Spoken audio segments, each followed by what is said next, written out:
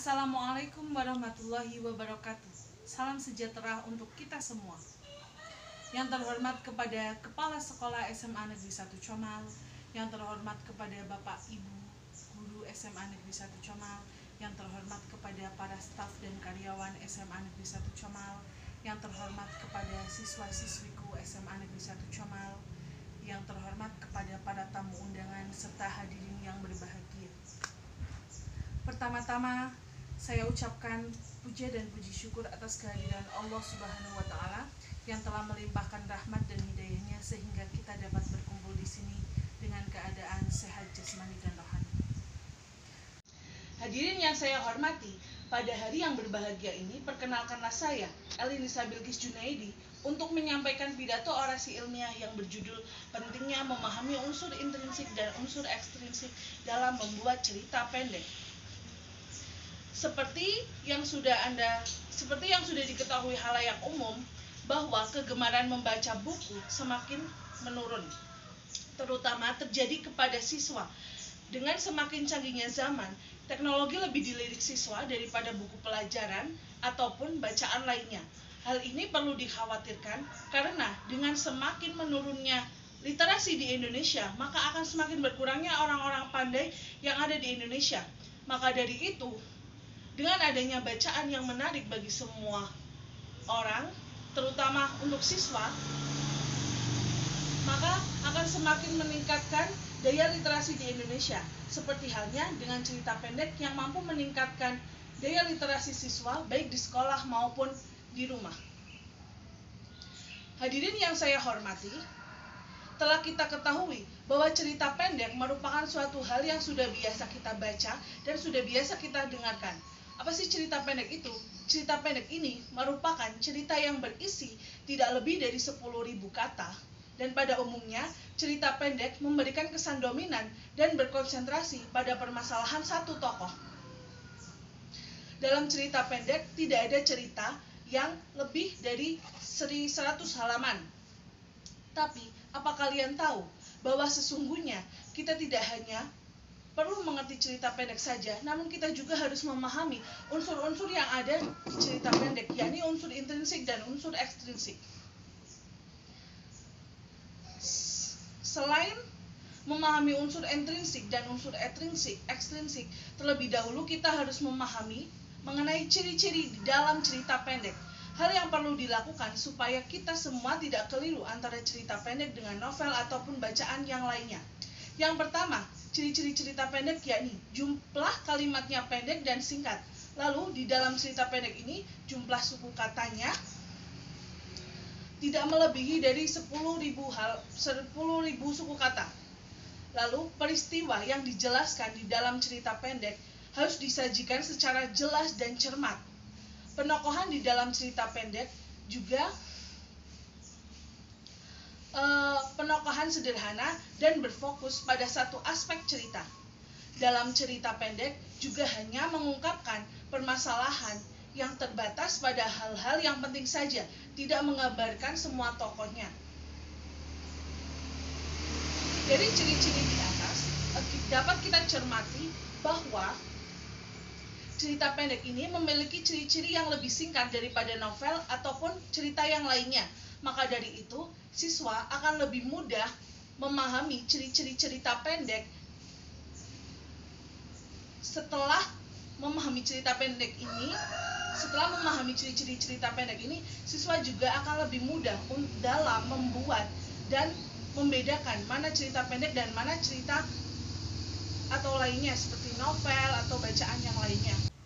Unsur intrinsik dan unsur ekstrinsik merupakan unsur pembangun yang sangat penting dalam membuat ataupun menganalisis cerita pendek.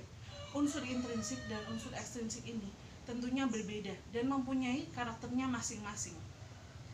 Unsur intrinsik yang pertama. Unsur intrinsik ini merupakan unsur yang terbentuk dari dalam cerita pendek itu sendiri, yang artinya unsur-unsur ini dilihat melalui isi dari cerita pendek tersebut. Nah, unsur intrinsik yang ada di dalam cerita pendek, yakni ada 7 poin, yakni ada tema, tokoh, dan penokohan, lalu ada latar, lalu ada alur atau plot, ada sudut pandang, ada gaya bahasa, dan yang terakhir ada amanat. Untuk dapat mengetahui unsur intrinsik yang ada di dalam cerita pendek, maka kita harus membacanya terlebih dahulu cerita pendek tersebut. Selain membaca, kita juga harus memahami cerita pendek tersebut. Nah, akan tetapi ada hal penting lagi, yakni kita harus memahami poin-poin yang ada di dalam unsur intrinsik ini. Nah, dengan membaca dan memahami unsur intrinsik ini, maka kita akan mengetahui 7 poin tersebut, yakni kita akan mengetahui tema dari dari cerita pendek tersebut, lalu kita akan mengetahui tokoh dan penokohan, kita juga akan mengetahui latar cerita dari cerita pendek tersebut, lalu kita juga akan mengetahui alur atau plot dari cerita pendek tersebut, kita juga akan mengetahui sudut pandang di dalam cerita pendek tersebut, kita juga akan mengetahui gaya bahasa yang digunakan dalam cerita pendek tersebut, dan yang terakhir kita dapat mengambil amanat dari cerita pendek tersebut. Nah, selain ada unsur intrinsik, kita juga harus memahami mengenai unsur ekstrinsik.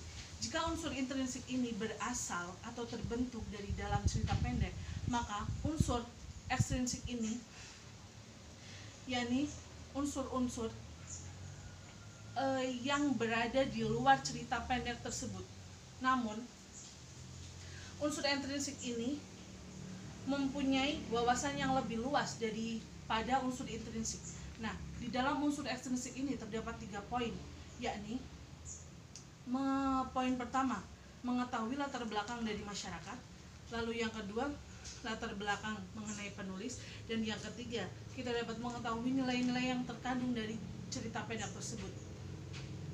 Poin-poin di dalam unsur ekstrinsik ini jarang sekali diperhatikan oleh pembaca, terutama oleh siswa. Padahal unsur ekstrinsik ini mempunyai peran yang sama pentingnya dengan unsur intrinsik, sehingga unsur keduanya memiliki keterkaitan dan saling membangun dalam menganalisis cerita pendek.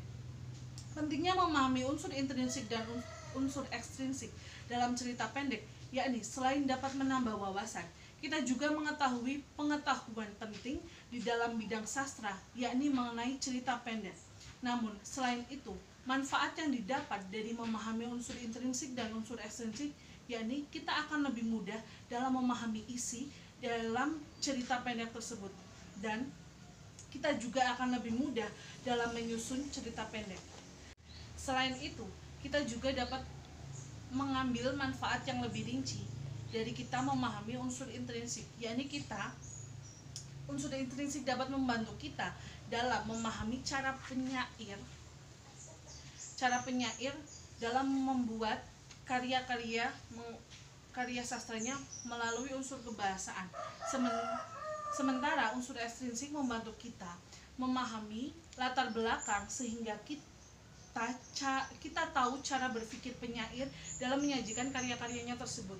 Maka dari itu, unsur intrinsik dan unsur ekstrinsik sangat penting untuk dipahami, karena unsur-unsur ini menjadi hal yang pokok atau hal yang penting di dalam cerita pendek. Selain manfaat dari unsur intrinsik dan unsur ekstrinsik yang penting untuk kita pahami, maka manfaat dari cerita pendek juga perlu kita ketahui. Ada beberapa manfaat dari cerita pendek, seperti halnya sebagai media hiburan, sebagai media edukasi, dan sebagai inspirasi ataupun menambah wawasan, dan yang terakhir sebagai penenang hati, yakni melalui kegiatan membaca cerita pendek.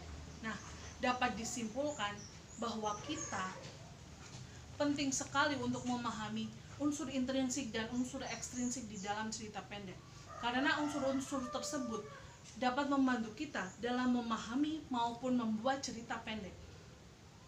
Maka sebagai guru ataupun siswa, kita juga harus memahami dan juga harus mengerti poin-poin di dalam setiap unsur-unsurnya. yakni unsur intrinsik ini mempunyai 7 poin. Yang pertama, tema, lalu ada tokoh dan penokohan, ada alur atau plot, ada amanat, ada gaya bahasa, ada latar, dan ada sudut pandang. Sedangkan unsur ekstrinsik ini mempunyai 3 poin, yakni latar belakang masyarakat, latar belakang penulis, Dan yang terakhir, nilai-nilai yang terkandung di dalam cerita pendek. Saya berharap kita semua, terutama siswa, mempunyai hobi membaca, terutama dalam membaca buku seperti cerita pendek, buku pelajaran, novel. Karena jika kita semua sudah gemar membaca, maka hal apapun itu akan terasa lebih mudah dan senang dalam memahami apapun, terutama memahami unsur-unsur intrinsik dan unsur ekstrinsik di dalam cerita pendek. Demikian orasi ilmiah dari saya. Mohon maaf apabila ada salah-salah kata. Saya ucapkan terima kasih atas perhatiannya. Wassalamualaikum warahmatullahi wabarakatuh.